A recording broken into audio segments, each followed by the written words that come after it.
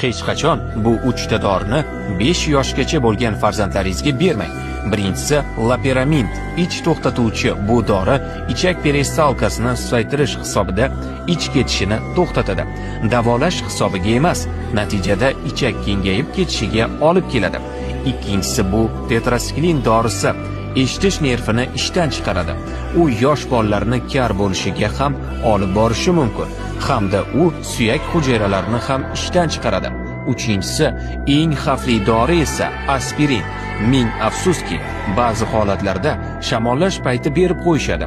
Aspirin Reya sindromini chaqiradi. Bu jigar va miya ishishiga olib keladi.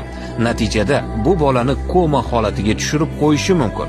Yoshi kattalar ichadigan barcha dorilarning tarkibida aspirin bor. Qon suyultiruvchi preparatlarni bolalaringizga bermang. Bu videoni ota-onalarga yuborib qo'ying va obuna bo'lishni unutmang.